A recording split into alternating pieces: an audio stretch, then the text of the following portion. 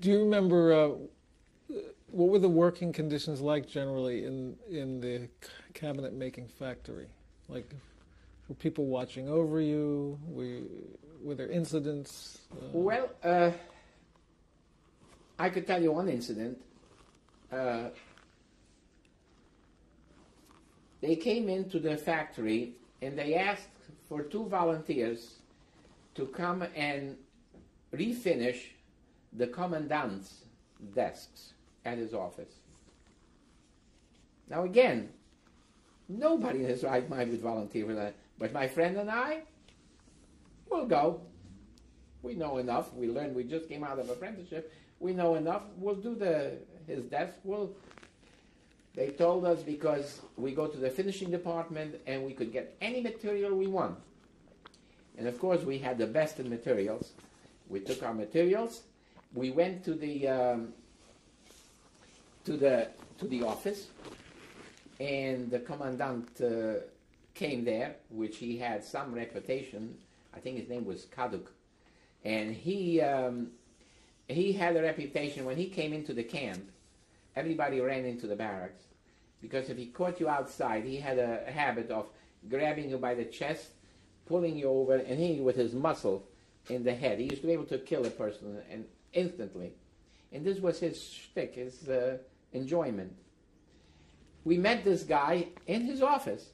When we told other people that what we're doing, they said, "You were crazy. Why did you do that? Why you come in contact with him? He's a nut." But somehow, he admired us or what we knew.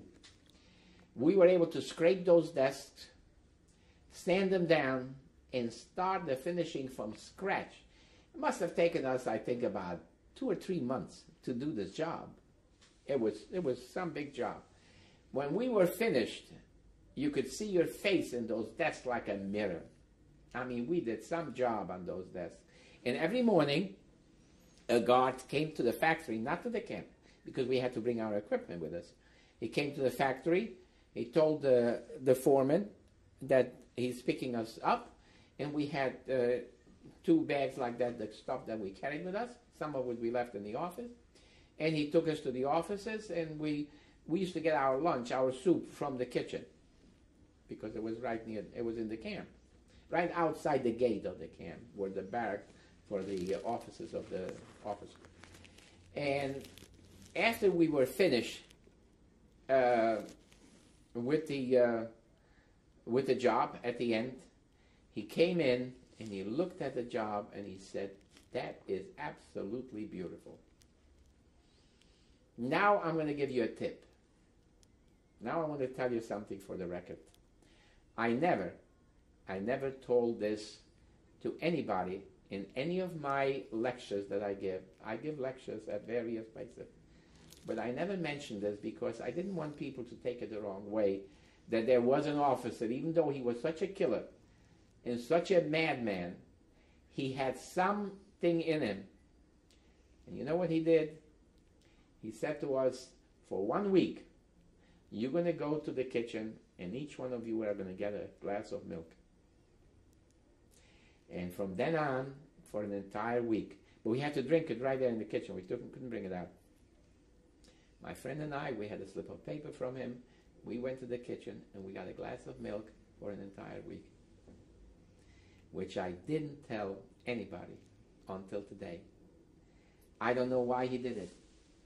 I don't know whatever happened to him, whatever made him do a thing like this. And then after that, of course, we went back to our factory and we worked in the factory. Now, when you were working in the officer's office, was there activity going on? Were you between the officers or the SS people, or? They were doing that. We were completely ignored. We were in an office that was empty, just with the 2 desks. We did our work. Nobody bothered us. So you weren't witness to things going on? Nothing. We didn't know anything what went on, what they did or what went on. During this time, though, during the time that we were in Auschwitz, they gave me a different block from my father. They put me in the children's block. They had a special block. The block number was 11. That was a block where it was, I would say, it was a very, very bad block, because even though we didn't work, but we know that in that block, every day, we were useless to the Germans. Every day they came in and they were looking for children. They had all kind of excuses to take our children to kill. Why did they have those children there? And while they kept them, they had the Red Cross came in once, and they showed the Red Cross that they keep children. They kept them for a reason, to show to the world that they still have some children left, because I believe that we are the only children left from a population maybe from millions of children. So that's the first time I ran into Dr. Mengele. How do you know it was him? They said all the children have to go out for a selection. A selection means they're going to pick who can live and who can die. We went out there, they put up 2 sticks with a piece of string in top, and it was a certain height. I can't tell you the height because I didn't know by that time. It was 3 meters, whatever it was a certain height that if a child from the children which were there, the average age was from 12 years and up, from 12 to 15, 16. So I would say I was at that time 15 years of age. So my height was a proper height. So they made all the children go through. And whoever's head touched a piece of string, Dr. Mengele said to take down the number. They took down the number. Whoever they took down the number, that meant dead. And after they finished, he was sitting with a smile on his face, and he was just showing to the kids with the numbers, go there, go there, go there, go there. After they were finished, they said all the children go in, and the other children they took to a separate block. I have a friend there, which he had his brother. They took away his brother. This stays in my mind since I was liberated. I saw that child in front of my eyes. He was a very good-looking boy. He was about 12 years of age.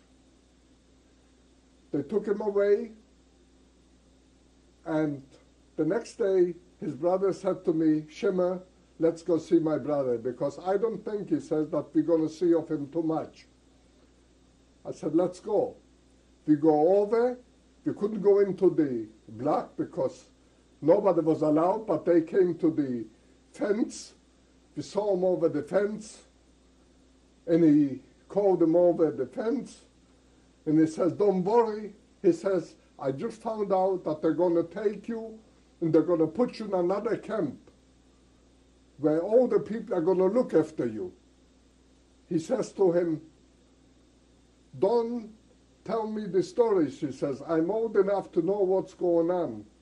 He says, I know where I'm going to go. I'm going to go there. Of course, from our camp where I was, you could see the crematorium, the chimneys. Nighttime you could see the fire come out from the chimneys. And the whole day you could smell the smoke from the chimneys coming out. He says, there where I'm going to go. But he says, don't worry about me. Just worry about yourself. He says, I want you to remember that you had a family. I want you to remember me. And if you have live over the war. I want you to take revenge for us. That was the last time I saw him. The next days, the trucks came.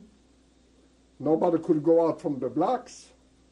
They took together from all the blocks what they had, people who were sick, people who were skinny, and they took him all into the crematorium. A few weeks later, we found out they're going to make another selection. But this time, they're going to take away most of the kids. Of course, at that time, that was already 1944, around June or July. We could hear already, we knew the people came in from the outside. They told us that the Russian armies are already near Krakow, which Krakow was only about 40 miles away from Auschwitz, that the Russian army is coming, and we could even hear already the cannons shooting. And I said to myself, now, after so many years going through hell, now I have to be killed. I says, no way. I says, I'm going to try to save myself. They had a window in top on the barrack, because before they made a selection, they said nobody can go out of the barracks. So they had a window. Every morning, the people who went to work, they gathered about 5:30, 6 in the morning. They had to get up and go outside and get their breakfast, whatever they gave him, and they took him to work. They took him out from different places. So I jumped down from the window, from the roof, and about 6 o'clock, I started mingling with all the other people and started looking for a job. Maybe somebody's going to take me somewhere. I was lucky enough. I met a person who I knew from our city. His name was Bulu Jabne. He was an electrician from before the war. And he saw me. He said, what are you doing here? I told him the whole story. He knew my whole family. He says to me, you know, you're lucky, he says. We are a group, he says, of 10 electricians. The policeman from our group is a Polak, by the name of Stefan. He says, one worker didn't show up. Maybe we can put you in instead of him and take you out. I says, fine. He went over to the policeman, and the policeman says, bring him over. I went over, and I talked to him in Polish, and he says to me, come on, I'll try and take you out, because you had to be a certain height, but we went through the gate, and he took me out. Those electricians, they had a special job. They only had to look after the electric fences, because all the fences were electric in there, and they had to look. Everything has to be electrical in the camp. That was their job. They had 3 Germans, 3 SS, which they were high ranked. One was an Obersturmführer, which is very high ranked in the German army, but they had nothing to do with our camp. Their job was only to look after the electric, anything had to be electric. They had, that was their job. And they looked after those 10 people. When I came in, they had a shack, which they kept their equipment, and they also got dried food. Their food was special because they had certain hours which they couldn't go and wait to get the soup or whatever it was. So they had dry soup, dry food, and they cooked their own food in that shack. When we came into that shack, it was very dirty. From Birkenau, I mixed up. Treblinka, all this what happened was in Birkenau, because from Treblinka nobody came back, so it was my mistake. I scrubbed the floor and I cooked whatever they had. I knew a little bit from cooking, from Blizzin. And when they came back, they walked into the shack. They asked me, who did this? I said, I did it. They said, and they started eating the food. They said everything was so delicious. And then they made a remark. My friend, that Zhabne, the guy I knew, said, maybe it's better if we would have him here than have the other guy, the one who was sick. They said he's always sick, he never comes in time. So the policeman says, it's a good idea. He says to me, from now on, you're going to be with us and you come to us. When he told me this, I said, I love to, but I don't think I can do that, because when I'm going to go back, that couple, which was a homosexualist, the guy who looked after our block, I'm sure he's going to kill her. He's going to kill me when I get back. So they brought How do you know? How do you know he was a homosexual? Because the reason I mentioned homosexualist is because I know that some boys came back and they said what he did to them. Some of the boys in your block? And they were on my block. He never did anything to me, but we knew what's going on. And the policeman went ahead and brought in one of the Germans, and showed him what I did. And he said to him that he would like to have us, he would like to have me instead of that other Wuke. So the German says, bring him in. He did a very nice job here. So when he told him that, I told to the German exactly what happened, that I ran away, that I was scared, and that when I go back, that they're going to kill me. Now this German said to me, you go back and you tell the Blockälteste that a German Obersturmführer who looks after the electricians said that he wants you back 7 o'clock. He should let me go back to work with the other workers to take me out to work. I says, well, I'm going to tell him, but I'm sure that he's going to do whatever he had to do. He says, if you're not back by tomorrow morning, I'm going to come and pick you up.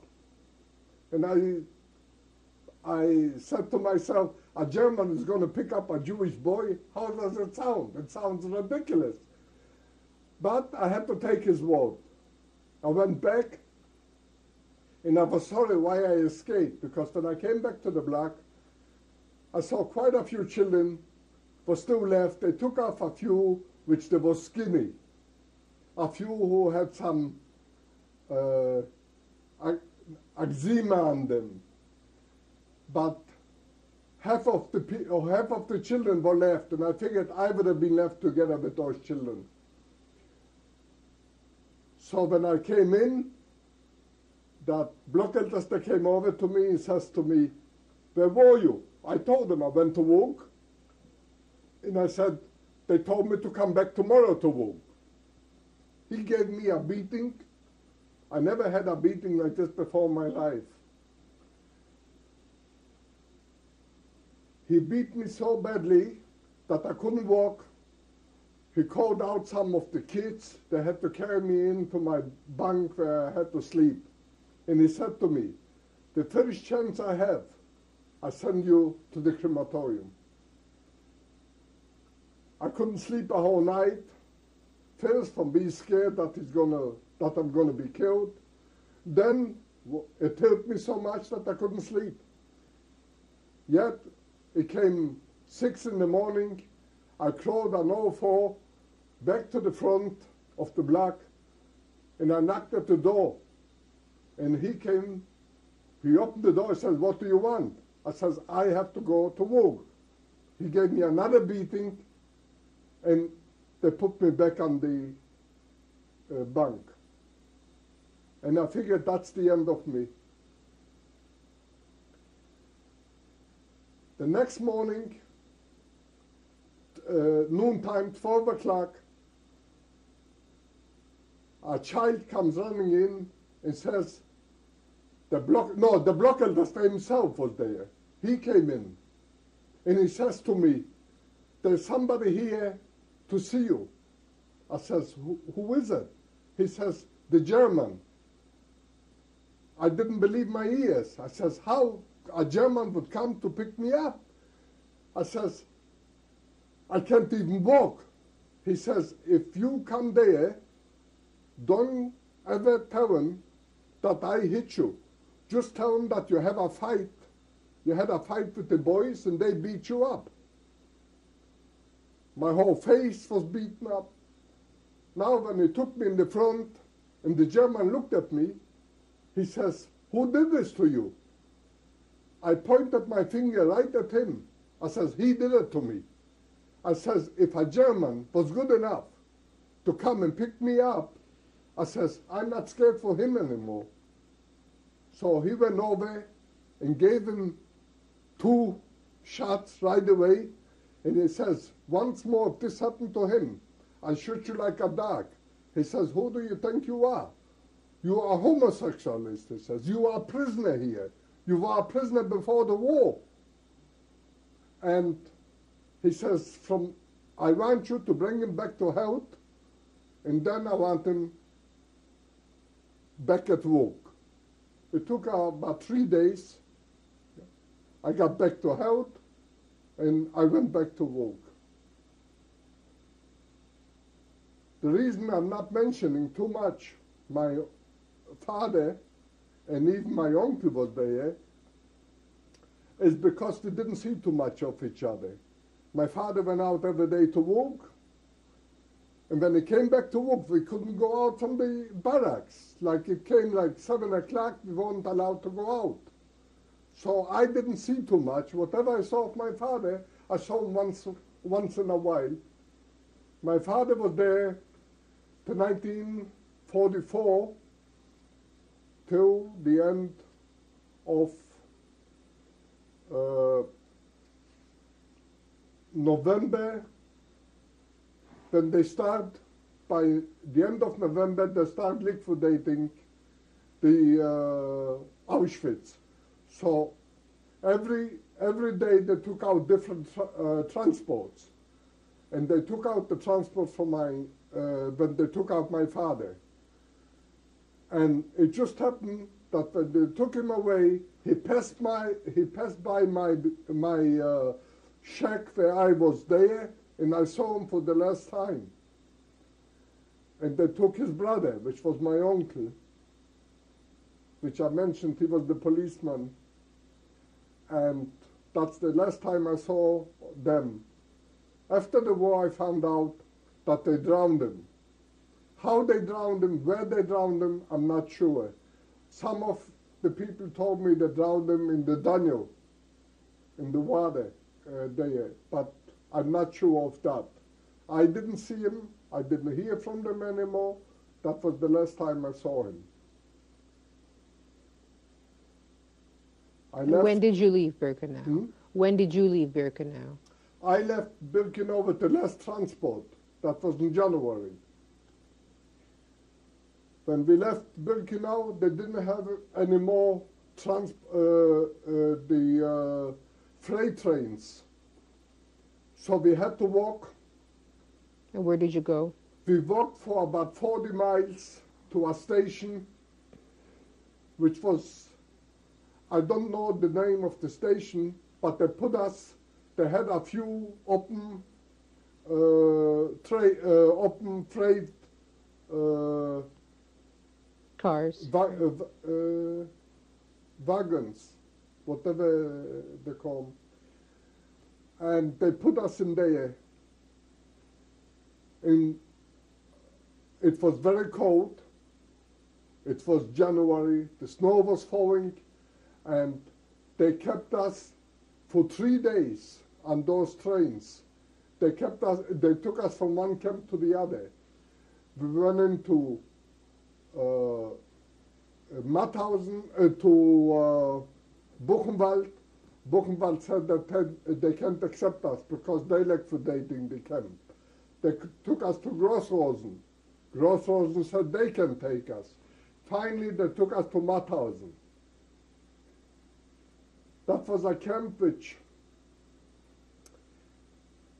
it looked very attractive from the outside, but inside it was just hell. They took us not to the main camp. They built special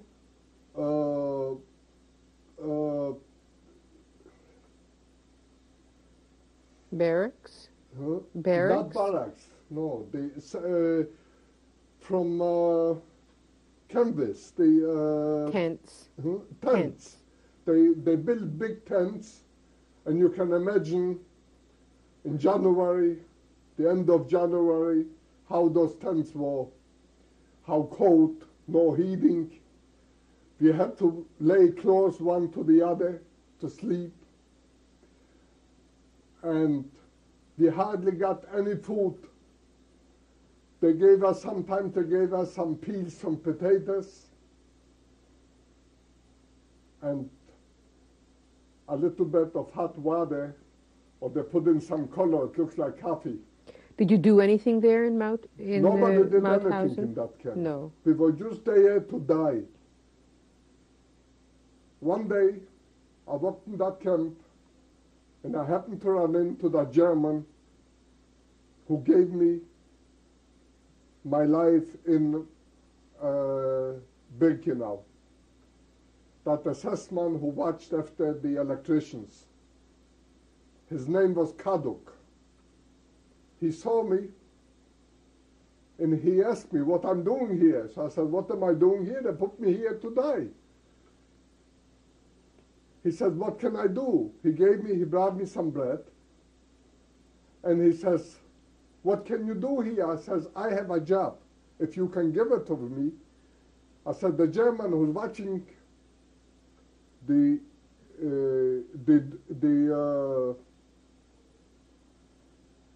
door, when you come in, the gate, the German who's standing at the gate has to open the gate, I says every time. When they bring in, whatever they bring in, we have people come in to work there, they did all kind of jobs in there. I says, he wears his rifle. I says, somebody can jump on him and kill him, I says, when he has to open the gate. I says, why don't I get a job to open the gate and close the gate? I figured if I can do that, then when they bring in the little bit of soup, whatever they bring in, I stay by the gate, I can get a portion, get more than anybody else in there. I can help me. They used to throw garbage outside of the gates. Between the garbage, I could find a potato, whatever I could find, it's going to help me to live.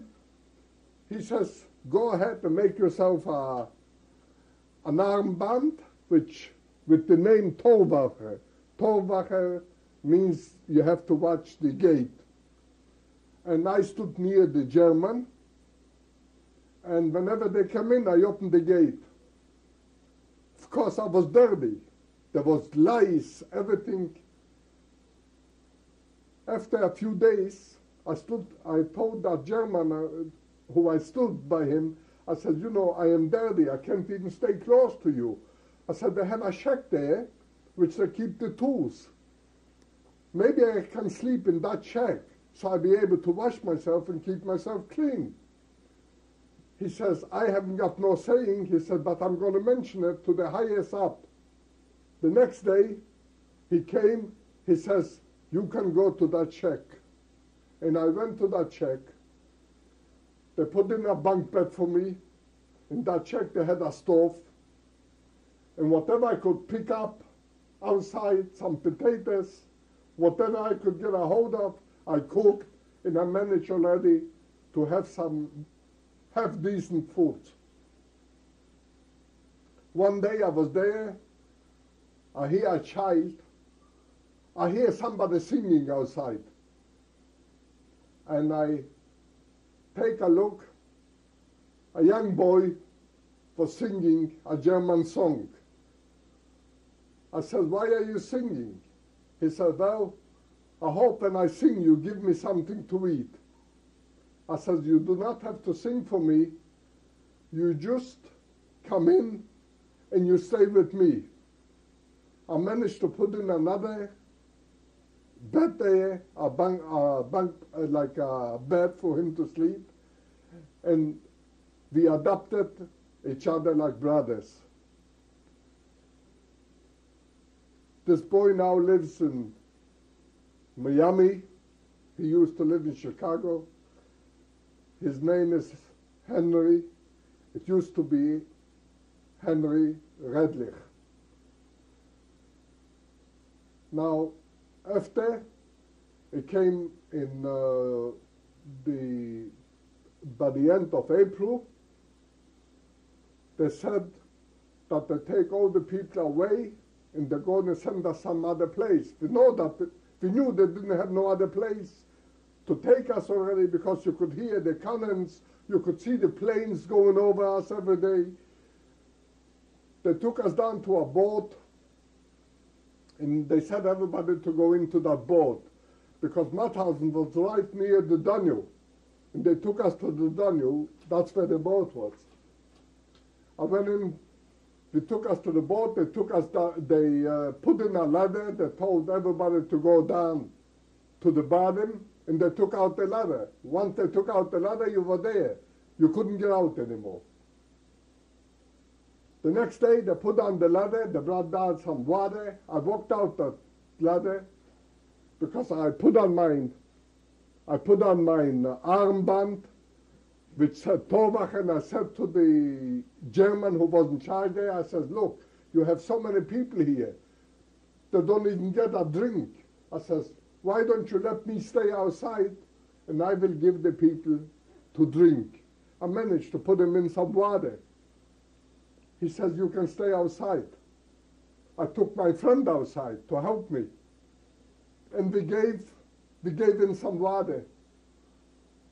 One day, those Germans who were supposed to take us away with the boat, one of them was very drunk. And I said to him, where do you going to take us? He says, I don't know. And he pointed out to me. On one side are the Russians, one side are the Americans, one side are the English. I said, I know where. I said, down here. Nobody's there. He says, I can't even tell you that. He says, I don't know myself. They were not SS. They were also gendarmerie. And they were half decent. So I told this to my friend. And I said, you know what? Maybe we can escape from here, from the boat. The boat was still anchored. He says, okay, let's escape. Now, we were ready to escape. There was another person standing in the corner. We don't know how he got there. And he tried to escape, and a German shot him right in the front of our eyes. And when I saw him, I says, no more escaping.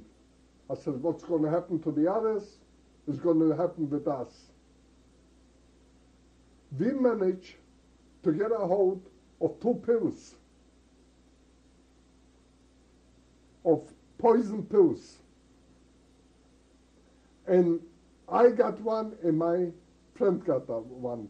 A Polish guy who was working near the docks there managed to give us those pills. And we said, in case they drown us, we take the pills, because drowning is a very bad death to wait till you drown.